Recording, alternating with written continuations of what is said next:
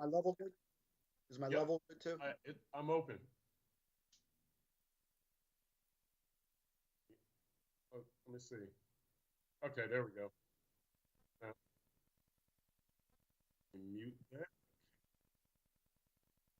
All right, I'm good. Yeah. Ready.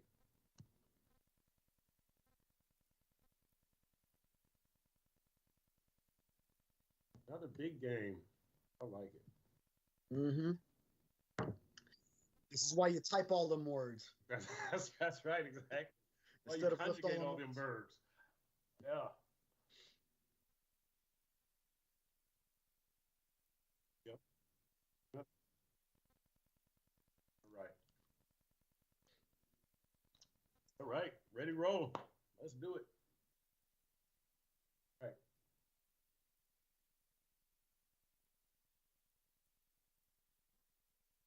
It's Philly week. Here we go, baby. It is the biggest week on the regular season schedule since Buffalo in week 4, the Chargers in week 1, but this is a big game. How big is this game? Is this game a Super Bowl preview? That's one of the things we're about to discuss. Hello, everybody. I'm Chris Perkins, your South Florida Sun Sentinel Miami Dolphins columnist. That is David Furones, your South Florida Sun Sentinel Dolphins writer. As a reminder, you can get this Dolphins podcast on Apple, Spotify, Amazon, or wherever you get your podcasts. This edition of Dolphins Deep Dive with Perk is going to talk about this big game against the first place Philadelphia Eagles on Sunday. It's a showdown. It's not that's not exaggerating to call this a showdown. This game also starts a telling 3-game stretch. The Dolphins are at Philly. They're at home against New England. Then they go to Germany to play Kansas City, and that takes us to the bye week after that Kansas City game. But look, this Philly game, the matchups are intriguing, however way you want to slice it, right? Coach Mike McDaniel against Coach Nick Sirianni. The Eagles wide receivers, A.J. Brown and Devontae Smith against the Dolphins cornerbacks, Xavier Howard and Kader Kohu. The Eagles defensive line with Fletcher Cox and Jordan Davis against that Dolphins offensive line led by Robert Hunt and Isaiah Wynn. Even the quarterback battle, which isn't exactly head to head, it's exciting, right? You got the ex-Bama guys, Tua Tagovailoa against Jalen Hurts. A lot to digest here. Let's dive in. So, Furones, listen, tell me, what is the significance of this Dolphins Eagles game? Do you think? How much can we make out of this, win or lose? Well, I heard you use the words Super Bowl preview. It could very well be. Could be. Well, but yeah, I wrote about this yesterday. I know our colleague Dave Hyde also did Sunday after the game. That really the true significance is now we get a chance to find out what this team looks like against elite competition. If it can confirm what we have seen against weaker opponents for the last 2 weeks, for really 5 of the first 6 weeks, teams Miami has beaten now a combined 5-24 with the Chargers loss last night. The Dolphins' 5 wins are against losing teams, and the one loss was 48-20 against the one opponent with a winning record. So which was also the last time these Dolphins hit the road to face another contender, those Buffalo Bills. So we'll see how much this team has grown in 2 weeks while cruising to home victories, but having to keep up the intensity against the Giants and Panthers. As they got hit with different kinds of adversity in the 2 games, too, a 14-0 hole against Carolina and the 3 turnovers against New York, lessons you can take moving forward. Now we get to see how these Dolphins look against last year's 2 Super Bowl teams in the next 3 weeks, starting with Philadelphia. Yeah, look, Verona's, when we talk about significance, there's a lot of things at work here. Number one, as you mentioned, you want to see how they're going to do against a Super Bowl caliber team, right? Philadelphia, they were there last week. Number two, you want to see how they do against a playoff caliber team on the road, right? We saw that they defeated the Chargers in the opener. They lost to Buffalo in week 4. So, but they beat the Giants. So the Dolphins are 2-1 against playoff teams this year. But on the road, they're 1-1, and that's the big thing to me because look, obviously, if you don't get home field advantage throughout the playoffs, you're going to have to play one or more games on the road, most likely, and those are tough opponents. So that's when these are the games that I really measure the Dolphins by. Where are they? Are they in the AFC elite? Or are they in the second tier of teams that, well, you got your eye on them, but you still need to see a little bit more? So that's kind of the significance of this game to me. Now, look, it doesn't really matter if you win or lose this game. It's not going to. Well, it doesn't matter. What are we doing? Well, not, oh, you know what I'm saying. Giving you a hard time. Kansas City is more significant. It's an AFC game. So Okay. this is the big game that you can afford to, okay, you stub your toe on this one. You don't want to do it against Baltimore, right? That's an AFC opponent. You don't want to do it against Buffalo again. Dallas is another NFC top team but that game is so late in the year, you need to win it. You probably will need to win it because you probably will be playing for home field advantage, top seed, all that kind of stuff. But you want to see them play well, but what I'm saying is if they don't, it's probably not going to have the consequences mentally of that Buffalo loss, right? The 48-20 loss at Buffalo. I think because you've got to see Buffalo again in the regular season, albeit here, and you could have to go there for the playoffs. I think that's that thing kind of sticks in their minds a little bit more. A loss this week, you kind of say, well, okay, we've still got Kansas City. We've still got AFC opponents. It's not ideal, but it's a little bit more palatable, I think. Yeah, it is a game in October, and what the Dolphins will be on Sunday is not what they will be by the end of the season, Right. which is the ultimate goal. I think this is a lot of your point here. It's the ultimate goal to be your best at that point, late in the year. And also just personnel-wise, Jalen Ramsey will come back after this stretch that precedes the bye. Devon Achane will come back after this stretch that precedes the bye. Teron Armstead, unless he returns for the trip to Germany, he is eligible. That would be his minimum 4-week mark. But if they want to give him that week and then the bye that follows, then he will return after the bye. So this team will probably be hit with other injuries too. And there will be a lot more ebbs and flows that the team will have to overcome. So a great measuring test for week 7, but that's what it is. And we like to keep the fan interest going in the media, but we don't need to pretend like each week will tell us definitively if a team will or won't win the Super Bowl. Yeah, exactly. Hey, Furones, let me ask you this, because we're talking about the significance of this game. What about the significance of some matchups within the game? And really, I'm looking at when the Dolphins go to nickel, right? And Eli Apple is on the boundary, and he gets either A.J. Brown or Devontae Smith because Kader Kohu moves to the slot. Is that something that Philly can exploit and take advantage of? Is that something they will use to their, or try to use to their advantage?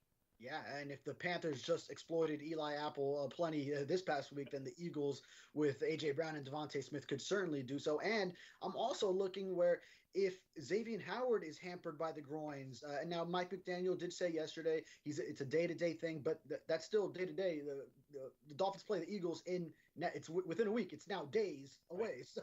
So whether he either has to miss this game or he's at least hampered by it, not really himself, like we saw some of the times that he tried to play through those groin injuries last year, be it the Cincinnati game, several other examples throughout the season. I mean, it kind of lingered with him throughout. Then that's really a problem for the Dolphins facing those two receivers. So especially if he does have to miss, then that means Kader Kohu is now your number one. He was already exploited when the whole thing against the Buffalo Bills was, why weren't you shadowing Diggs with X? So Kader Kohu did not handle that matchup particularly well. And, credit to him for everything he has been able to do as an undrafted rookie, but that was a tough matchup for him. Going against these two receivers would be just as difficult, and then even more so if you end up having a lot of Eli Apple on one of them, or then they find different ways to get them in. If you go down the depth chart and whether it's a Justin Bethel or a Perry Nickerson, I know Vic Fangio has kind of tweaked around those nickel and dime packages, whether it's Camp Smith is finally unleashed after he got some defensive snaps. He's knocking on the door, right? Knocking on the door. We've been told. Yeah. Yep. Is someone answering? Is someone? So that was your comeback. Yeah. Yeah. So that will present some difficulties for the Dolphins when it comes to it. And then one more matchup, real quick, Furones. Christian Wilkins against Jason Kelce. Jason Kelce, the All-Pro center, I believe, Pro Bowl center, definitely. I think he's an All-Pro center. And Christian Wilkins has been coming on lately. getting the tackles, being disruptive. We saw him with 2 sacks last week against Carolina. His game is really coming around. And, how big is this matchup? Because, look, we saw against Buffalo when Liam Eichenberg was playing center, the effects of disrupting things right up the middle. Now, I don't think Wilkins is going to have that type of a day against Jason Kelce, but the potential on a few key plays for Wilkins to make a true impact, how big a matchup is that potentially, do you think, in the grand scheme of things here? Yeah, whether it's Wilkins and I'll also throw Zach Sealer into that mix of the interior of the defensive line, how much they can make an impact. So, we've seen it when the Dolphins are on the other side of it, whether it's Connor Williams anchoring the line well, and then Liam Eichenberg when he has struggled, and then he had a nice bounce back himself too. That could create a lot of things. And Christian Wilkins, after Vic Fangio sort of indicated he felt there was some rust because he didn't participate in team drills for a lot of training camp in that contract dispute. Seems like now he is coming along, had those 2 sacks against Carolina.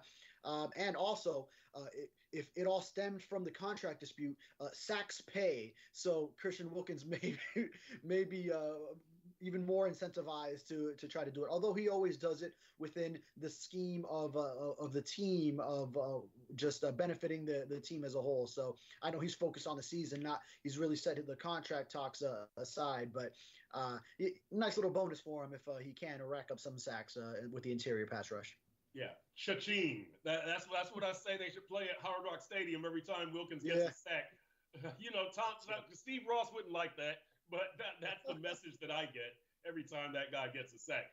All right, Furones, let's migrate over to segment number 2. This is one of my favorite topics. Does the offense need to carry a bigger share of the load against Philly? Let me go first here. And here's why I say this. There's 2 reasons. Number 1, we know this offense is capable of doing special things, right? Number 2, we know this defense is struggling to do basic things. So I put those 2 together, and I think this offense, look, if this offense doesn't score, let's just say 28 points, I think it's probably going to be difficult to win. 4 touchdowns is what I think they're going to need. You might need to score 30. And look, we know what this Dolphins defense does, right? They struggled out in LA, giving up 34 points. They struggled in Buffalo, giving up 48 points. So I'm not down on the defense.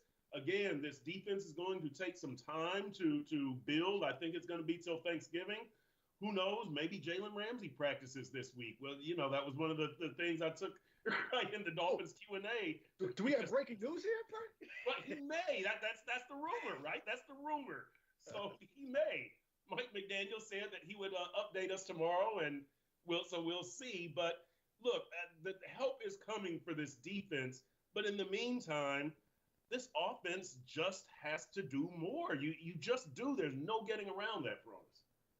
Yeah, the most likely path to victory at Lincoln Financial Field is to win in a shootout. So get a few more stops than the defense did at Buffalo, where it looked like that's how that game was going to play out early on when you had them matching each other stride for stride. Those first 2 drives, touchdown, touchdown, touchdown, touchdown. And then the offense kind of then tailed off against the Bills. So the offense will need to be more consistent and continue that scoring and win a game that's played in the 30s, like the win at the Chargers. That would be the most likely path for the Dolphins to come out victorious on Sunday Night Football. Let's talk about the defense here. I don't have, again, I'm not down on this team. I'm not down on this defense. I just need to see more to put them in the elite category. And so this is where it gets to the defense. I don't have any reason to think that this defense is going to hold Philly to 20 to 24 points. I want to see more from the edge rushers, right? From Jalen Phillips and from Bradley Chubb and from I'll throw Van Ginkel in. He's not at fault here though. Nobody was coming into the season saying, well, Van Ginkel needs to get 8 sacks. Jalen Phillips, look, Furones, we saw Jalen Phillips last week in practice. He still moves a little bit gingerly. He's not a free and loose and like he was, week 1. There's still some stooping instead of bending. So I think that oblique is still bothering him, and Mike McDaniel talked about that last week. That's one reason Van Ginkel started and why the snap count was the way it was. But we got to see more from the edge rushers. I know Chubb had the sack last week also. We've got to see more from the inside linebackers. Vic Fangio keeps talking about David Long the way he talks about Cam Smith, right? David Long is improving. He's improving. He's improving. He's coming along. When's he going to arrive? That's like what he says with Cam Smith, knocking on the door. He's doing better. He's progressing. When's the guy going to arrive? In the secondary, yeah, we do have some injury concerns with Xavier Howard, but even in the bigger concept, Furones, we need to see this defense create some turnovers, right? And that was one thing that Deshaun Elliott, I came up to him last week in the locker room after the game, and, you know, you guys win 42-21, blah, blah, blah. Defense, you're getting the sacks, you're getting the quarterback pressures, the hits. And he looked at me and he goes, we didn't produce any turnovers. I was like, you're right. So, yeah, I know, right? I mean, I was flowing with him, and he cut me off. So, good for him for that mentality, though. Yeah, right, exactly. So, your thoughts? What do you want to see from this defense? What does this defense need to do on Sunday? Yeah, to force a turnover would be great, because the last time they did it, I mean, because they didn't have one against Carolina. They lost 3-0 in turnovers to the Giants, which actually, fun fact, they became the 5th team since 1990 to win by 15 or more points while losing turnover margin by 3. I looked that up last week, a few days after that. That's a good number. Yeah. So 5 times it's happened since 1990. One of those was actually the 2007 Dolphins that went 1-15 against the perfect in the regular season Patriots that late in the game season. Yeah, that was just one of the instances that popped up when I punched it in. And then did they have one against Buffalo? I don't think so. Yeah, I think they lost that battle 2-1. I want to say 2-1. I'd have to look what the turnover was, but it's been a while. Is the point? So. Yeah. The defense needs to force. I think the pass rush has been getting going a little bit. Obviously, it wasn't there in Buffalo, and then throughout the early portion of the season. But we've seen it now, obviously against the Giants, which you better rush Daniel Jones against the Giants against that offensive line. It was such a makeshift. Some practice squad guys being elevated. Only one player that was in his starting position from week 1. So after a week after the Seahawks had 11 sacks against the Giants. So at least the pass rush got going there. We saw Bradley Chubb get one. Christian Wilkins with the interior pass rush. Zach Sealer has provided a lot of that as well. And we've seen Andrew Van Ginkel, the way he has flashed in games that Jalen Phillips has missed. And then now working Phillips back in. Van Ginkel still started, but came up with a big quarterback hit, though that was an impressive throw from Bryce Young. But Phillips had a hit as well. But I want to see them get to Jalen Hurts, make him uncomfortable. Now, he is such a threat to run, so you also have to be worried about that and him escaping, his escapability. But we saw, actually just thinking about the Super Bowl, how the big turnover, a fumble return for a touchdown, changed that game after it looked like the Eagles were well on their way. So that is something to look for. If the Dolphins can get a stop that way and then turn it in their favor, then that would be a huge key to winning. Yeah. Hey, look, we want to always we love our viewers and the people that are in the chat. Ocean Breeze Details says to unleash Cam. That's up to Vic Fangio, or really up to Cam Smith, the way that Vic Fangio tells it. Dave Harbor, what's up? Pretty boy, I got a surprise for you later in the show, pretty boy. And Bob Brinson, what's going on? We love it when you guys are in there chatting and watching the show. Yeah, I got a surprise for pretty boy later on. He's going to be shocked. I'm not even aware of what the surprise is, so I'm looking forward to it. He's going to be shocked. Hey, you and me both, pretty boy. We're going to find out together. That's right. All right. So let's go over to segment 3.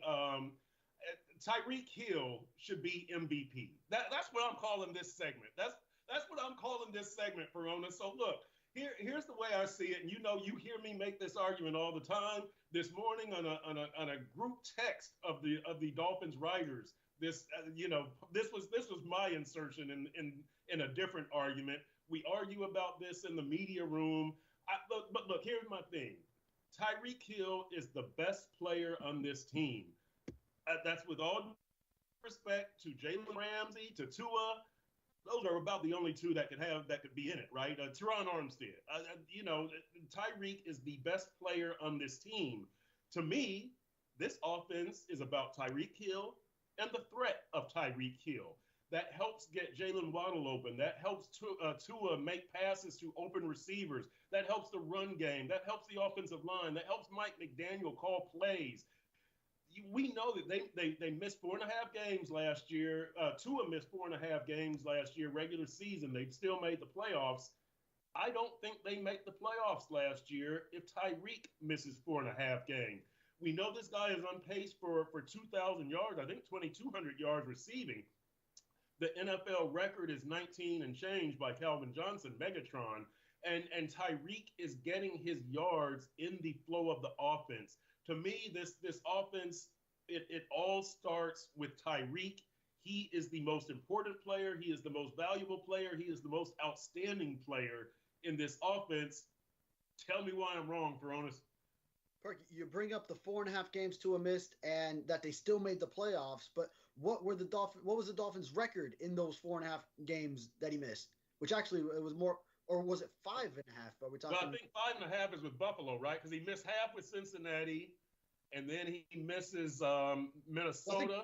Or 5.5 with the without the playoff because he missed the last 3. No, New England. Okay, no, because he had the concussion late in the Green Bay Packers game. Yep. So actually, that is one loss that he was playing in. But it turns out we found out afterwards that he was playing that fourth quarter with a concussion. But then the New England, So it turned out to be 3 with the playoff game at the tail end, winning the one against the Jets. But then the loss in Cincinnati when he went down, and then Minnesota and the Jets afterwards. So. Perk, you bring that set up, but they're losing all the games when he's out of there. They did lose those games when Tua was out. You won the game that you needed to win, right? And look, I'm not going to say that Tua is not important. Obviously, he's the quarterback and a damn good quarterback. He is hugely important. I think Tyreek is more important. And I want to say this I'm not taking anything from Tua at all, right? I mean, it's the guy. I mean, you better not. Tuanon's coming after you. No, they can come after me for this. I'm fine with that. I'm fine with that. Again, I'm not taking anything from Tua. I am giving more to Tyreek than most people give to him. I'm not taking away from anybody else. But without Tyreek out there loosening things up for this offense, without him loosening things up for Tua and giving Tua these open targets, I don't think this offense goes nearly as well as it has. It's not setting records. You don't have a wide receiver on the verge of well, he's not on the verge, on pace to set a record. And again, with all due respect to Jalen Waddle, Tyreek was Tyreek before he got to the Dolphins. Tyreek is Tyreek with the Dolphins. And I know that, Kansas City, shipped them off and won a Super Bowl, but that's a different set of circumstances, right? When you've got Mahomes and Kelsey and Samuel and what am I talking? When you've got Mahomes and Kelsey and Frank Clark, and you've got all these guys on both sides of the ball that you can count on, you're a more stable team than the Dolphins, who are very offense based. So that's what I think about that. No, I get your larger point, and I think even Tuanon will understand the importance of having Tyreek Hill in this offense. And you could also probably say, I mean, there's maybe split into thirds as far as that leaderboard with Mike McDaniel and his scheme. I think it's okay if it's just a perfect marriage that Tua playing in this scheme specifically, it's great for him, and Tyreek Hill, the threat that he brings with the deep ball, and then also including the motion that Mike McDaniel incorporates into this offense and ways that he gets him open. It's just all a great marriage. So really, when you talk about MVP, then it's a could or will or should, I think, is the big determining factor. Should Tyreek Hill be the MVP of this team? Yeah, I mean, you could probably say he's the best player as far as just overall talent and what he brings. But we all know quarterbacks are the ones that get the MVP votes. So just look at the leaderboard as far as odds. I mean, right now Tua has the last ones I saw has reclaimed that top spot. Brock Purdy had it for a second there when coming off that big Sunday Night Football game against the Cowboys. So we know Josh Allen was up there when Tua and him went head to head, and of course they will meet again in Week 18 in Miami. So Tua will get his chance, of course, assuming health. So but just Tua, the way he's leading the NFL in all the quarterback categories, virtually all of them. When you talk about passing yards, quarterback rating, yards per attempt, touchdown passes, he's tied for first, and completion percentage, he's second. Then right now, that would just be, if you're across the board leading in all passing categories and your team is having success, then that quarterback is generally going to be the MVP favorite at that point. Right. And look, I know that Tyreek is not going to win MVP, and Tua's ahead in the MVP voting now, so I know how it works. I know the deal, but to me, this offense is based on Tyreek. And look, and let's credit Mike McDaniel, as you said, for knowing how to use Tyreek. I mean, my goodness, the motion and everything like that, and let's credit Tua for putting the ball right on the money for Tyreek, right? So he can get the yak. So it does all work together. I'm not trying to separate the way that it works. I'm just saying the key, in my opinion, to the way that it works is Tyreek. And a big question before we wrap this up is when will a non-quarterback have a good enough season to say that is the most valuable player in the league? Like, I think because Adrian Peterson won it once, right? Yep. When he went over. Yeah, so he might be the last one. Was like 2012 or around that time frame.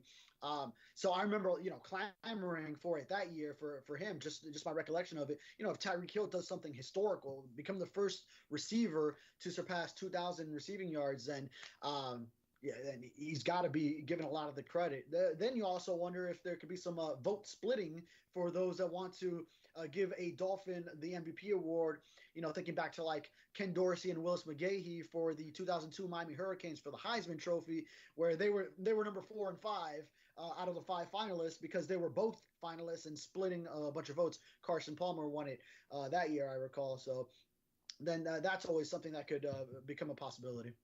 No, you're right. And here's kind of the thing, piggybacking off of that, Furones, is if a wide receiver, like let's say Justin Jefferson or Tyreek, has a good enough year to be up there in consideration, people are probably going to look just as hard at the quarterback who's getting them the ball, right? Or let's say if Micah Parsons is playing well enough that he's getting consideration, well, Dallas probably finished 14-3, and Dak probably had a great year. So, yeah, the quarterback, I think, is probably always going to siphon some votes from the other guy, right? If Derrick Henry did something, Tannehill probably, well, I don't know if that's it. But the Tennessee, I know it's no disrespect to Tannehill, but he doesn't seem on that path. But anyway, you know what I'm saying. Somebody else on the team probably is siphoning, some other offensive player is siphoning some votes from him. What percentage of a quarterback's passing numbers does a receiver need to get for voters to decide, okay, that would be the MVP over the quarterback? Now, Tua does have another top receiver in Jalen Waddle as well. So Waddle's going to get his. But, just Tyreek Hill is on an incredible pace. Yeah. Hey, before we go to our next segment, let's answer a couple from the text line here. Dave Harbor, he's a San Diego State guy, I see. So he's asking about Alama Uluave. How is he doing on the practice squad? Any practice squad standouts looking good enough to be elevated? Alama, I would have to say that he does not look good enough to overtake Liam Eichenberg for the job. He probably does not look good enough to overtake either Lester Cotton or Robert Jones. They just activated Robert Jones. Lester Cotton has been active. They needed a center. I liked Alama coming out of camp. I thought he was going to make the 53. I knew that he was better than Dan Feeney, but apparently they don't trust him enough at this point to put him on the 53 and have him start when Connor Williams isn't able to go. So anybody else on the practice squad that you think is looking good enough to be elevated right now? We know that like Chase Winovich and some of the guys get elevations mostly for special teams purposes. But anybody off the top of your head? Yeah, I'm trying to think. I mean, Tanner Connor was a player that was on the active Yep. roster last year, so he's probably high up on the practice squad. And he did get elevated this past game as well. So I think a lot of it will just be on a needs basis. So we were wondering if Alama Uluave would have gotten that elevation based on Connor Williams being out, and then also Robert Jones. He still wasn't activated yet, but the team went ahead and decided that Jones was healthy enough at least to reactivate him and then have him as that reserve offensive lineman. They did need 8 to be active on Sunday. Just that lets you have that one extra player that's on the active roster on game day, and then also just I think you would want 8 active offensive linemen in case some stuff goes down in the game. So I think if Uluave was ready, we would have seen him probably called up in that game. Yep. A couple of more here. Bob Brinson wants to know, does anybody know what Christian Wilkins' celebration hand gesture means? He did something kind of with Dexter Lawrence, right? In honor of Dexter Lawrence against the Giants. He like did his sack dance, I think, but I don't know what the hand gesture means. Ooh, so at first it looked like he almost did like some Spider-Man thing to start, but then and don't quote me on this, but it might have been like some anime thing. I'm not sure specifically which one, so I don't keep up with all of it. Maybe we got to ask Christian Wilkins next Monday when he speaks next.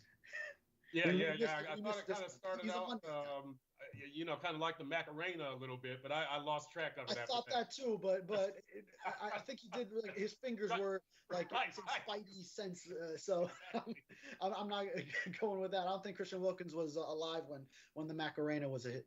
Maybe not.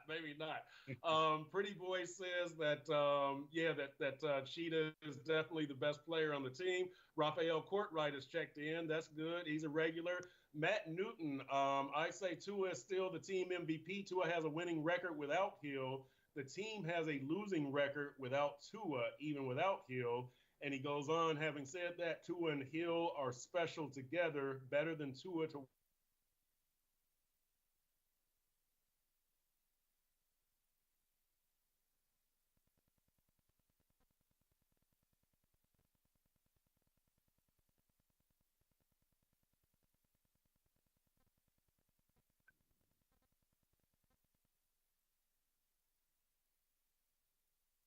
Okay. All right. Okay. Oh, we lost you there for a second, Perk. Yeah. Am I back? You're back. We got you. Okay, I'm back. All right, good. Okay, so I don't know where we dropped off. I welcomed Raphael Courtwright to the chat, and so a little bit too much whiskey last night, Raphael. Power through it, baby. Power through it. Ocean Breeze Detail says it's Goku, Dragon Ball Z. It was Dragon Ball Z. Pretty saying Power Rangers. He's a Power Rangers fan. Yeah, Power Rangers. Yeah. I was going to say Dragon Ball Z. I haven't seen it in such a long time, but I didn't want to be wrong and offend people because the Dragon Ball Z equivalent of Tuanon, I didn't want to offend. You are a wise, politically correct man, David Furones. Right. I was more of a Pokemon kid those days. That's all right. Well, I don't want to say it. I was G.I. Joe and all of that. So anyway, I know people are going, G.I. who? All right. So look, we migrate to the Furones bonus.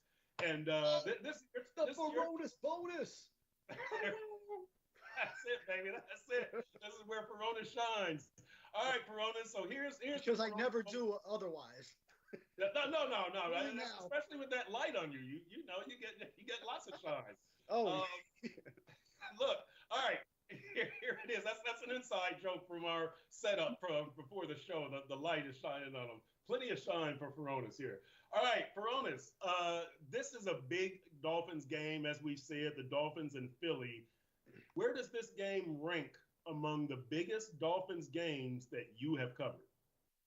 Boy, among the ones I have covered, which it really only goes back. I started covering the team 2021. So that first year, then very early on. Now, that first game felt so big to me. I was coming over from the Miami Hurricanes beat. So that was the opener at New England. It was a 4:25 game. So just that in itself, my first drive over to Foxborough from Boston with Dave Hyde with me. And then me learning the hard way that it is difficult to, if you miss one turn going into Foxborough, then you are really screwed as far as getting to where you need to park. I'm 2 for 2 since then, as far as hitting it perfectly. But then they followed a 7-game losing streak, and games did not have a big game feel, even as the team did then start to recalibrate, go on a 7-game win streak, get into the playoff mix.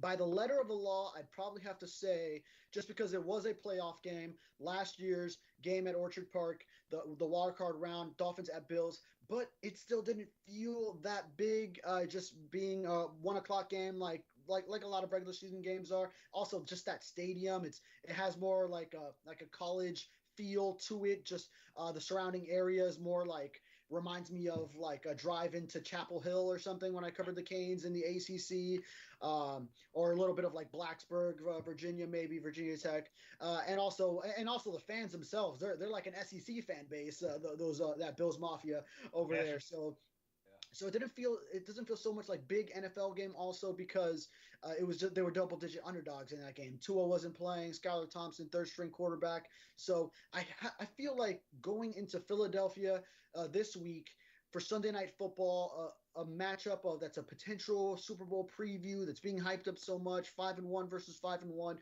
Tua and Jalen Hurts, all the storylines.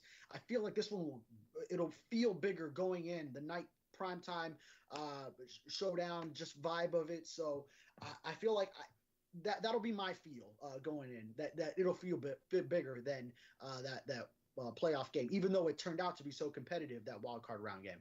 Yeah, you know what? I've covered I covered them in the playoffs in 2000, 2001, 2016, and last year. So that's 2001. 16. So that's 4 playoff games, right?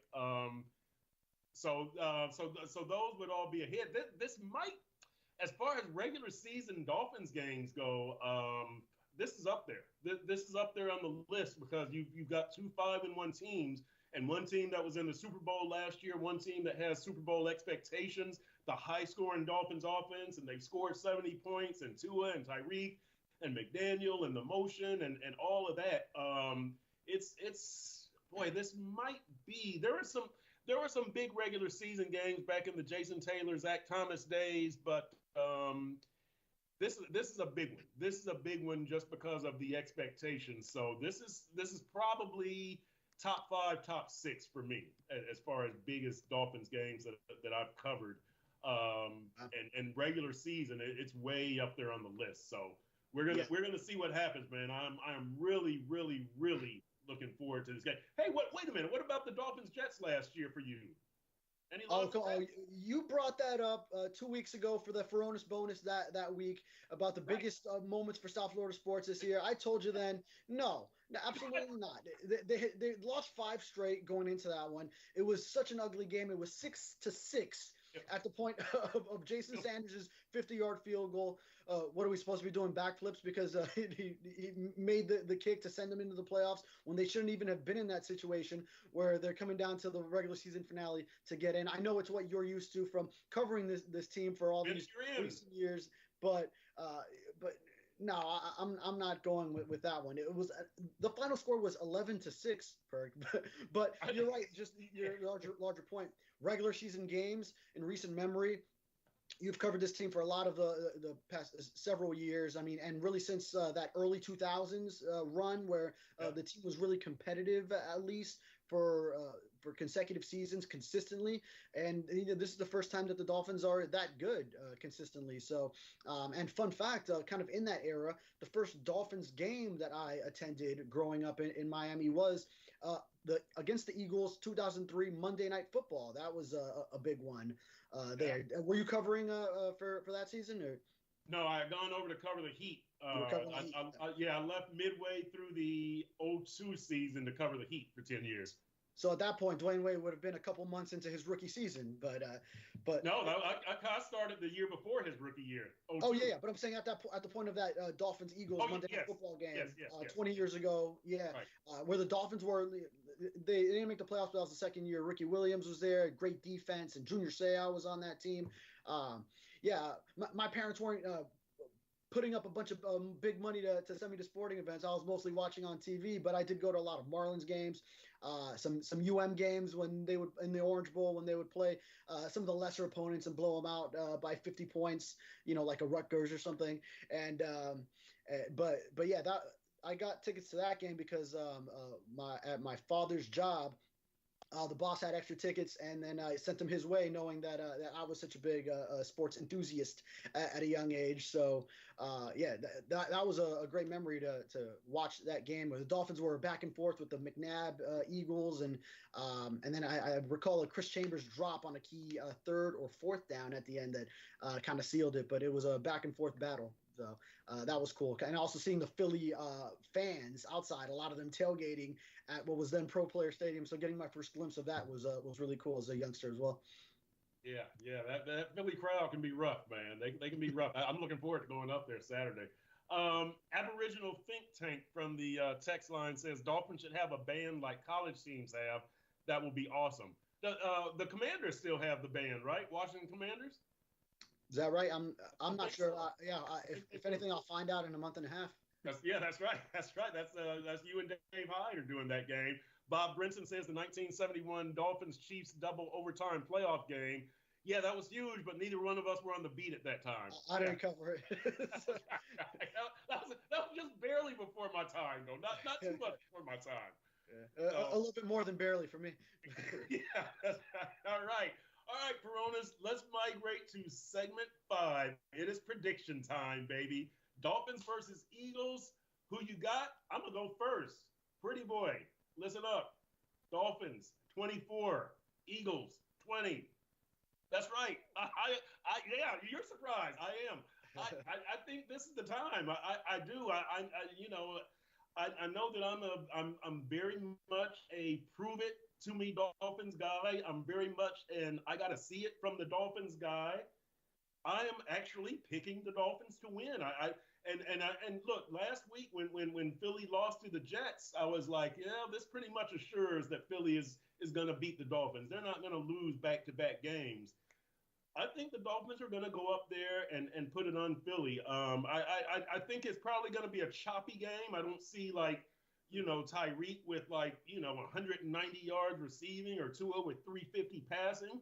But I see the Dolphins pulling out a workmanlike victory. I don't think it's going to be an aesthetically pretty game. I think it's going to be a struggle from both ends. But I think the Dolphins are going to win. I'm going Fins 24-20. Man, after all that talk about the offense needs to carry more of the load, you have the defense holding Philly to 20 points. Now, the Eagles' offense didn't look that great against the Jets. The Jets did a great job just this past week in handing them their first loss. Boy, so I'm the bad guy here. I am going Eagles. No. Eagles 34, Dolphins 31. So it does turn out to be a shootout. It's played in those low 30s, but I think the Eagles have a little bit more. I'm concerned that Xavier Howard has this groin injury.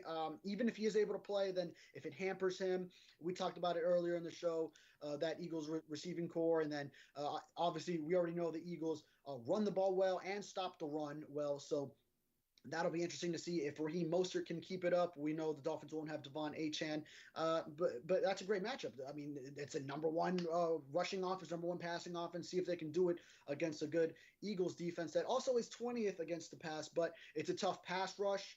When you talk about Hassan Reddick, Fletcher Cox, Josh Sweat, Jordan Davis, Brandon Graham, they're fast and physical. So can the Dolphins' offensive line hold up? We don't know if Connor Williams is going to be able to play to anchor that offensive line. And we saw against Buffalo, the 4 sacks, the 9 quarterback hits, how much that disrupted the offense. So I worry a little bit about that happening in this game, although I still have the Dolphins scoring 31 points, so they will get theirs plenty. But yeah, and like you said, I find it tough to believe Philly will lose 2 games in a row. I feel like if they were rolling and still undefeated, then it would have given the Dolphins a chance to preserve the 72 Dolphins perfect mark by beating the Eagles head to head. But now coming off a loss, I think the Eagles recover a little bit, and it's going to be tough in that environment on Sunday Night Football. All right, it's funny that you mentioned that game. Bob Brinson says Monday Night Football stopping the Bears' undefeated season against the Fridge. So that's what the Dolphins, could have done with Philly. Could have liberated that 72 Dolphins team again. But that happened last week. And then Matt Newton brings up a very good point. Something I was thinking about. Dolphins at Bills Week 15 last season felt like a playoff game with a lot at stake at the time. Was the biggest game in a long time in prime time. Dolphins lost 32-29, though. Yeah, he's right. Yeah, that one was big. That one felt really big. And the snow over there, yeah. Yep, and the snowballs. Yeah, the snowballs were incredible. Good call, Matt. Even the home game, Week 3, the way the Dolphins were going at it, and it was kind of back and forth, the defense getting stops, and then Josh Allen had the open throw, threw it into the dirt. Right. They ran out of time. Ken Dorsey throwing his stuff in his booth. Yeah, there was so much in that game to get to 3-0 early. Yeah, and Tua comforting Josh Allen after the game, right? Who knows what the truth is, but that's the narrative, and I like the narrative, right? I like the narrative. I think Josh Allen was just spent. I mean, the heat and humidity. Players were going down actually on both sides, but even more so for Buffalo, not acclimated to that kind of humidity. Yeah. Hey, speaking of that, let me ask you this real quick before we get out of here. Tyreek has had the cramping problems, but going back to last year, he had them in the 2 home games here, hot, humid conditions.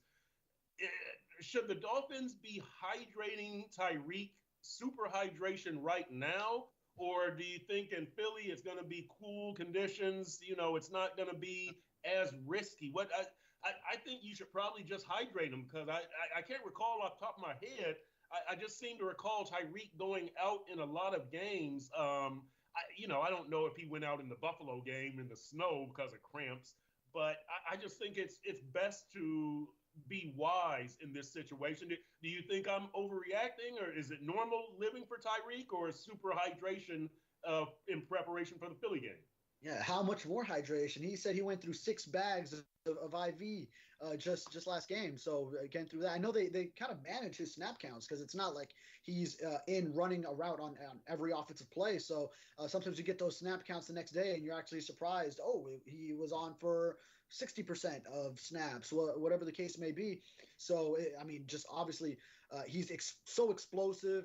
He's putting his body through a lot. And he's very low body fat as well. He's just a ball of athleticism and muscle. So an incredible athlete. So it's the human body is not meant to be put through what he's doing out there. So yeah, in the conditions in Philly, probably not as big of a concern. But yeah, I'm even thinking like last year at Baltimore, Week 2, that was one game where it was happening. So that's still September heat, but in Baltimore. So it's not like you're as concerned about it as you would be in Miami Gardens. So that still does pop up for him, and something that he has to manage and the Dolphins have to manage. All right, before we get out of here, shouts out to Big Merc in the chat, Hope Bashart. We appreciate y'all joining us. Tune in next week, Dolphins Deep Dive with Perk. I'm Chris Perkins. That's David Furones. We'll see you next week, Tuesday, noon, sunsentinel.com.